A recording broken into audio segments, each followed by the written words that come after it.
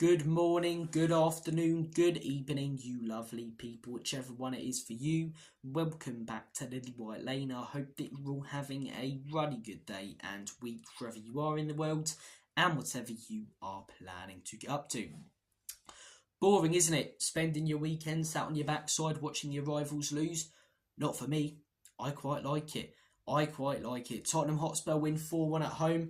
Lovely, jubbly, wet spam, get battered like a haddock down your local fish and chip shop. Absolutely fantastic in the words of Gary Barlow. Chelsea, the one chance side Cole Palmer FC get hammered by Liverpool. Well, to be fair, they didn't get hammered. They actually put up quite a good fight. And Arsenal, Woolwich Wanderers FC go to Bournemouth and get picked off like cherries. A 2-0 win for Bournemouth Saturday evening. A fantastic weekend.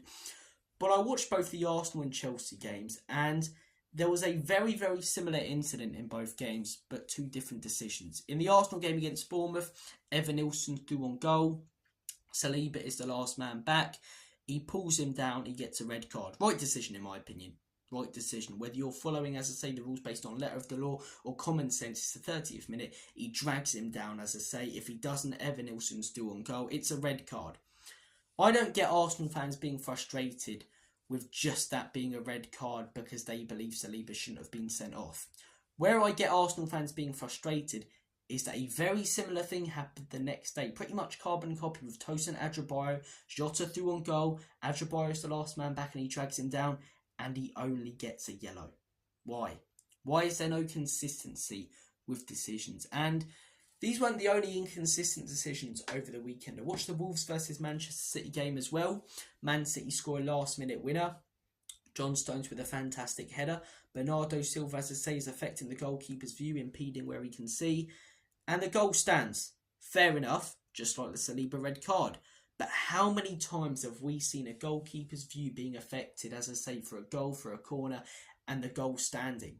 You know, where's the consistency from the referees, the PGMOL and VAR with these decisions? It's non-existent. It's non-existent. There seems to be no consistency in this country with officiating, you know.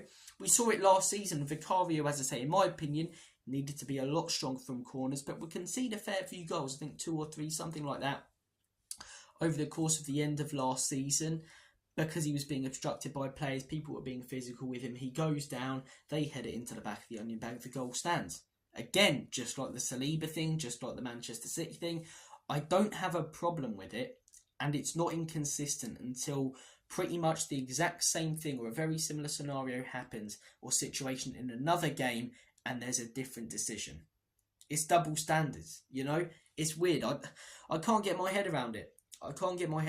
The officiating in this league is unbelievably inconsistent. And a saying that really gets to me that people say is letter of the law. By letter of the law, he should have been sent off. By letter of the law, he shouldn't have been sent off. What is letter of the law? What is a red card? Because for me, it's either a dangerous challenge or stopping someone from having a clear goal-scoring opportunity, right? There was a clear goal-scoring opportunity yesterday for Diogo Jota if Tosin Adebayo didn't bring him down and he gets a yellow. But it's a clear goal-scoring opportunity for Evanilson if Saliba doesn't bring him down and he gets a red. Now, I'm not sticking up for Arsenal here, and I'm not having a go at Chelsea. I'm sticking up for the Premier League. I just want some clarity on what is a red card and what isn't. And look, the referee, as I say, should give it as a red card, but then VAR, who can see that, as I say, why are they not calling the referee over to the monitor for that? Telling him, hey, Tosin Adebayo has literally brought down Jota, who's in on goal if he doesn't.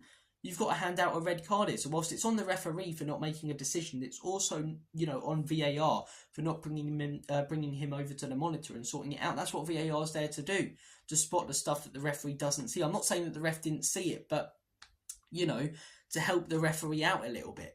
That's what VAR is here for. But there seems to be such inconsistency with decisions in the Premier League. No other league is like it. The Champions League, the Europa League, you know, European leagues, Serie A, even the French league, you know, best league in the world, people say. And some of the officiating is so inconsistent, it's laughable. It really is, as I say. You know, two pretty much carbon copy situations on Saturday and Sunday and two very different decisions given. And look, again, I'm not backing up Arsenal. I don't like them. I love the fact that they lost on Saturday. But they're a team this season who have been fairly defensive, and especially away from home, have had to grind out a lot of results. If Saliba doesn't get sent off, their best defender, they lose that game 2-0 potentially, but they've definitely got much more of a chance of winning it, you know? And Liverpool won yesterday, but if Chelsea got a last-minute equaliser, would have it been a very, very different, end to that game? And you're talking about two clubs in a title race potentially as well, Arsenal and Liverpool. What happens now, right? What happens if Liverpool go on to win the league by, let's say, 2 points and Arsenal, as I say, finish second? Both teams are going to look back at that decision, and Arsenal fans are going to look back at that Bournemouth decision and go, well, if that red card wasn't given, maybe we go on to win that game and win the league. Very, very fine margins, but you've got to be getting these decisions spot on. The referee and VAR, if the referee doesn't get it spot on, and it's a clear and obvious error, which it clearly was on Sunday, you've got to tell him to go over to the monitor. You've got to. Some of the officiating in this league, it's pathetic. It really is pathetic, as I say. It's just unbelievably inconsistent. Because again, it's a red card for Saliba, in my opinion. It is. But why is it not being given the day after for Tosin Adebayo? Why, when Vicario got fouled last season against Manchester City, but the goal stood in the FA Cup third round, but then a week later or something like that, there's a very similar situation in Manchester City versus Liverpool, and the goal stands.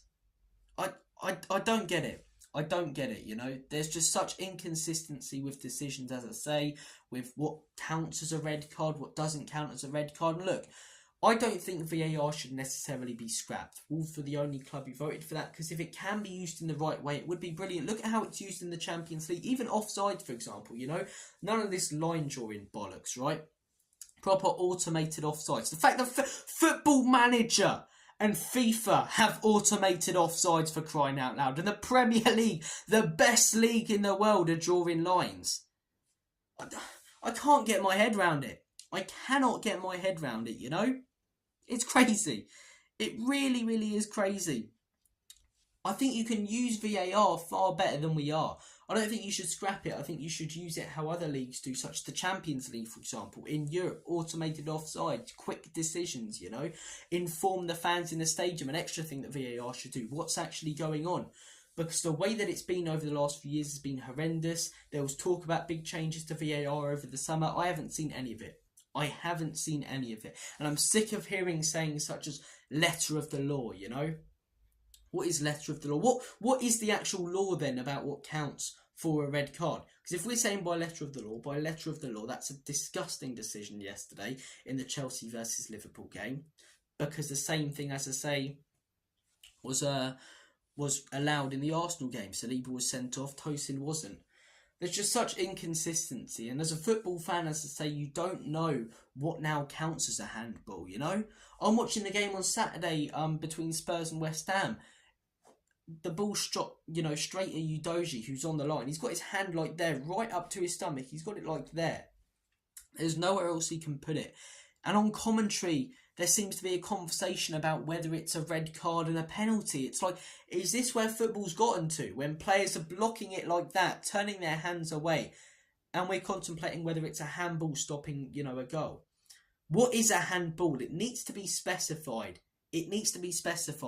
Because at the minute, handball decisions are ridiculously inconsistent. Offsides with the drawing of the lines, as I say, there's room for human error with that. Whereas with automated offsides, it's far more likely to be, as I say, consistent and correct.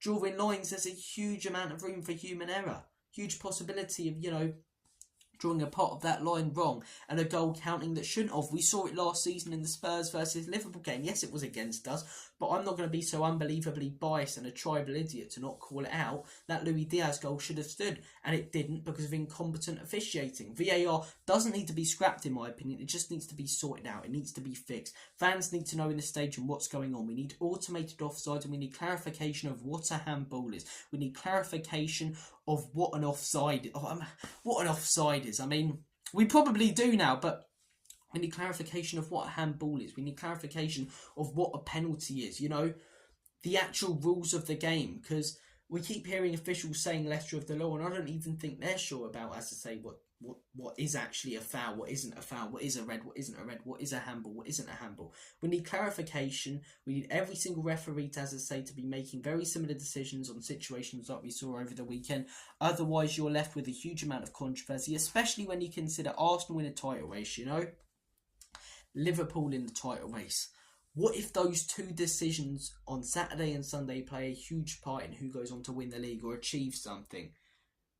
The PGMOL, VAR, the Premier League referees, they'll have egg on their face. And rightly so. These are big decisions in the best league in the world that will affect their season, and they've got to be right. But there seems to be a huge amount of inconsistency. I would have rather Saliba, being given a yellow card and Adrabayo being, given a yellow card. Because although, in my opinion, both were 100% reds, the way I watch football, he's the last man, as I say, and he's bringing down a striker who's about to go in both games and likely finish an opportunity. It's a huge goal scoring opportunity, a major one. So I would have rather, though, just a yellow card for both incidents and move on, although I would have thought it was a red, because at least then we'd have some consistency. But to give one as a red and one as not a red, to let that goal count for Manchester City when we've seen it so many times in the Premier League, a similar situation like that where the keeper's views being slightly obstructed, as I say, and a goal stood. For a goalkeeper to be bullied and sometimes it be allowed, sometimes it not be. A handball, sometimes we see, penalties given when a player's got their hand like that, and sometimes they've genuinely got it out like that and it's not given. We just need consistency. We need clarification of what counts as a foul, what counts, as I say, as a penalty, a handball. VAR, again, I'll say it. I don't think it needs to be scrapped. I think it needs to be fixed. Fans in the stadium need to know what's going on. We need consistency with decisions and we need clarification of the rules. That, in my opinion, is what needs to happen. Because then you get clarification for the rules, you get consistency. The system can, hugely improve the game and get decisions right. But at the minute, in my humble opinion, it's doing more damage to the game, the Premier League and teams in it, than it is positively affecting the league and football. But look, guys, I'm going to make like a banana and split. I always like to come on here and have a little rant about VAR, PGMOL, because whilst it's not necessarily, all based on Spurs when we're talking about team selections and previews and stuff, it definitely affects Spurs. Like, I make content about it, so I have strong opinions. VAR, it doesn't need to be scrapped. It needs to be fixed. We need consistency with decisions and we need clarification of the rules before, officials and everyone start saying letter of the law for every decision, right or wrong. But guys, I'm going to make like a banana and split. Have a smashing rest of your day. And as always, come on you Spurs.